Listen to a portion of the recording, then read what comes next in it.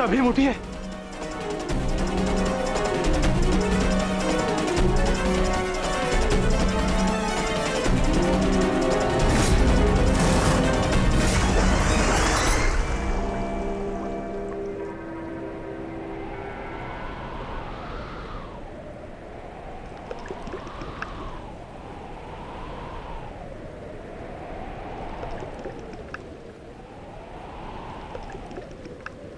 उठिए भ्राता भीम, उठिए भ्राता भीम, उठिए भ्राता भीम।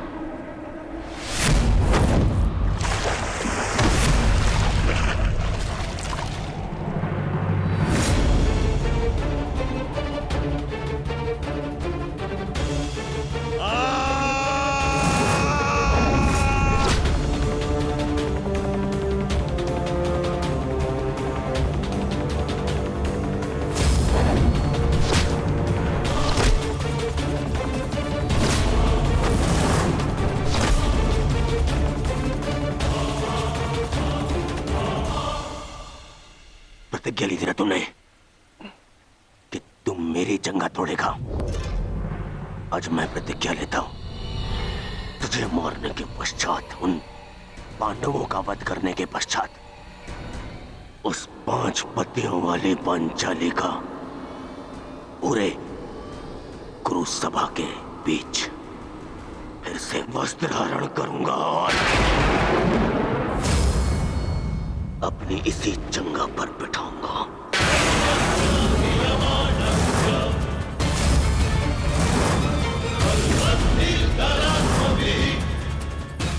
ये श्रद्धांजलि है मेरे 99 भाइयों के लिए।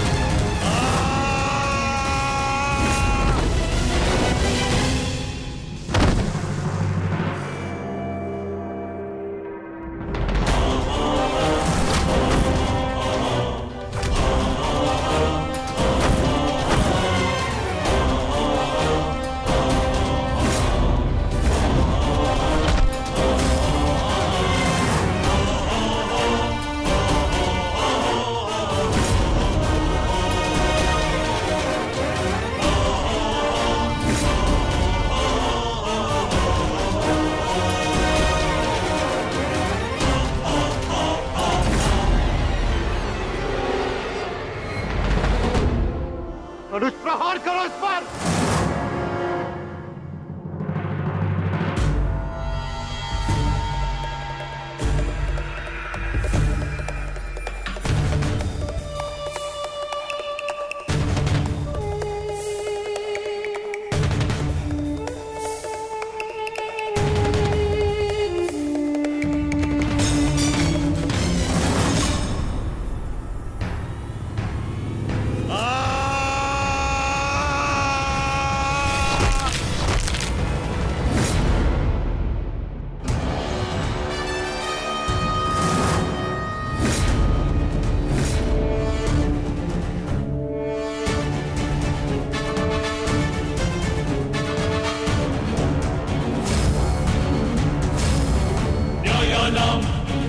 अधिकाराणां प्राप्त्यर्थं साम्राज्यर्थं न्यायानाम् अधिकाराणां प्राप्त्यर्थं साम्राज्यर्थं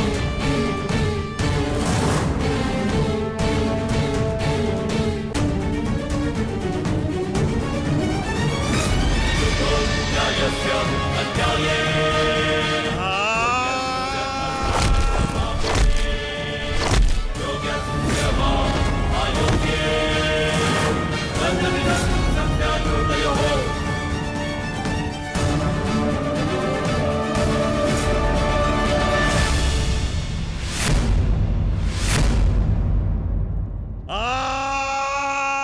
ये हो क्या रहा है?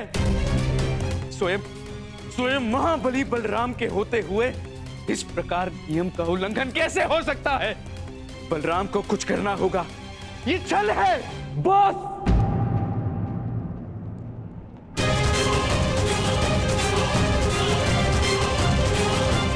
नियम भंग हुआ है।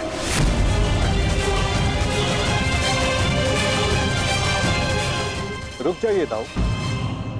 आपने कहा था कि जो नियम भंग करके विजय प्राप्त करेगा तो आप उसे दंड देंगे, किंतु अभी जय विजय का निर्णय नहीं हुआ है दाऊ। आप भीम को अभी दंडित नहीं कर सकते।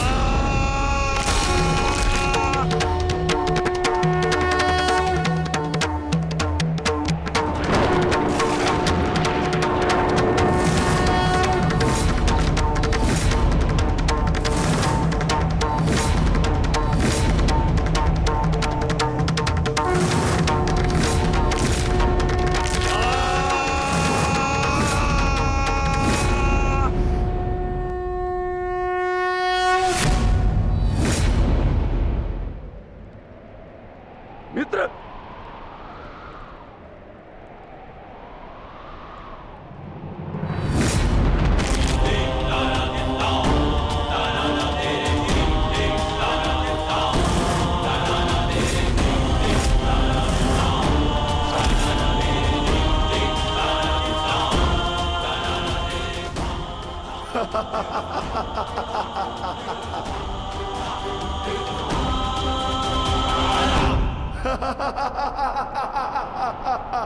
अंत हो गया, अधर्म का अंत हो गया।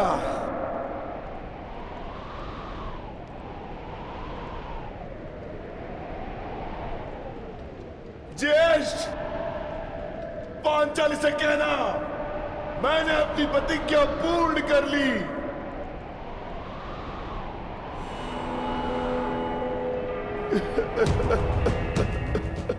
मैंने अपनी प्रतिज्ञा पूर्ण कर ली, पूर्ण कर ली, पूर्ण कर ली। ये 100 हाथी के बल वाला भीम 100 भ्राताओं का हत्यारा बन बैठा।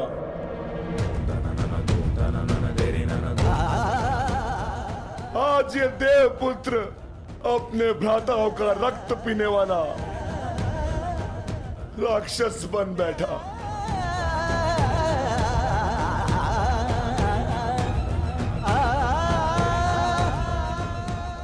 मैंने अपनी प्रतिज्ञा पूर्ण कर ली पांचाली। तुम्हारे अपमान का प्रतिशोध मैंने ले लिया। इस महायुद्ध में, इस महाभारत में मैं विजयी हो गया।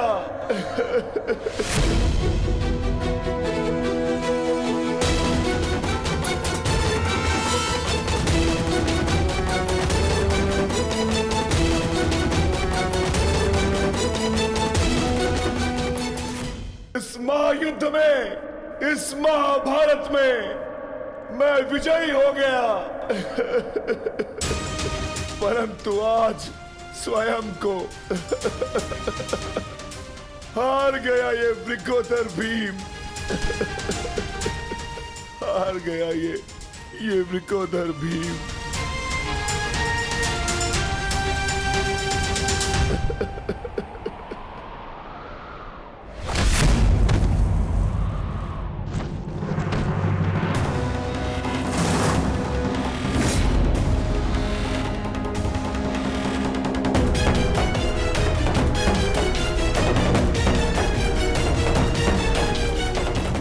मैंने कहा था ना भीम, यदि किसी ने नियम तोड़कर विजय पाई तो मैं स्वयं उसके प्राण हर लूंगा।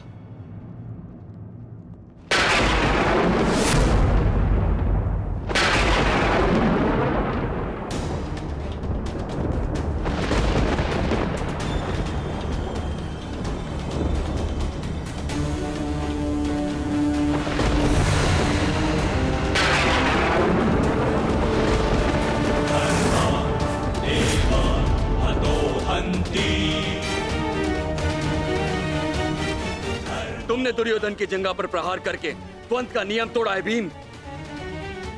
अब मैं तुम्हें जीवित नहीं छोड़ूंगा। धर्म स्थापना के लिए यह आवश्यक था और मेरी प्रतिज्ञा पूर्ण होने के लिए भी। माधव ने मुझे मार्ग दिखाया, परंतु यदि माधव के ज्येष्ठ मुझे यम के मार्ग पर भेजना चाहते हैं तो मैं उसके लिए भी सच्चा हूं। श्री बलराम। हाँ बलराम, अंत कर दो इस दुष्ट का। ये हत्यारा है। इसने मेरे 100 पुत्रों की निर्दयता से हत्या की है। जिन पांडवों ने मेरे वंश के वृक्ष की जड़ों को काटा है, काट डालो उनके वंश के वृक्षों को। ये क्या अनर्थ हो गया महादेव। आपके दिए गए वरदान के पश्चात भी ये माता अपने पुत्र, अपने दुर्योधन को उस कृष्णा के छल से नहीं बचा पाए। ये कैसा न्याय है आपका? इसने 100 पुत्रों के गर्वित पिता को पुत्रहीन कर दिया। इसने एक अंधे के सभी स्वप्नों को अंधकार में डाल दिया।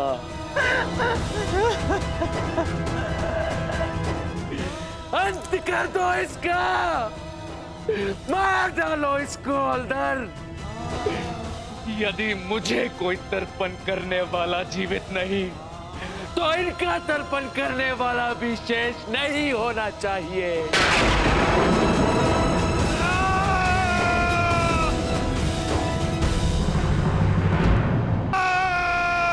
एक क्षण रुक जाइए दाऊ।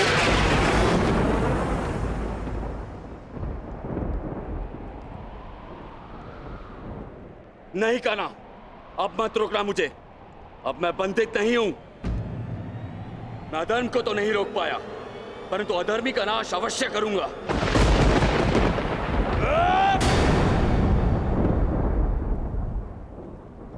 किंतु अधर्म कहां हुआ है दाऊ?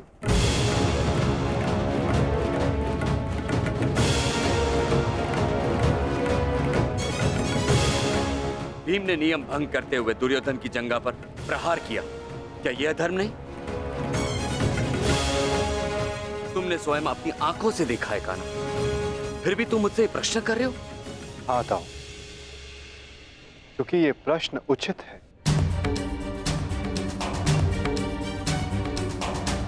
माना कि गदा युद्ध में कमर से नीचे प्रहार करना गदा युद्ध के नियमों के विरुद्ध है, परंतु गदा युद्ध तो तभी समाप्त हो गया था दाऊ, जब दुर्योधन ने भीम के हाथों से गदा गिरा दिया था। किंतु उसके पश्चात क्रोध के कारण दुर्योधन निहत्थे भीम पर निरंतर गदा से प्रहार करते रहे। क्या यह उचित था दाऊ?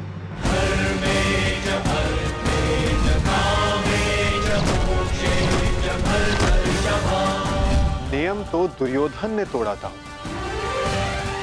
विकोदर भीम तो केवल आत्मरक्षा का प्रयास किया था, जिसके कारण विकोदर को विवश होकर दुर्योधन की जंघा पर प्रहार करना पड़ा।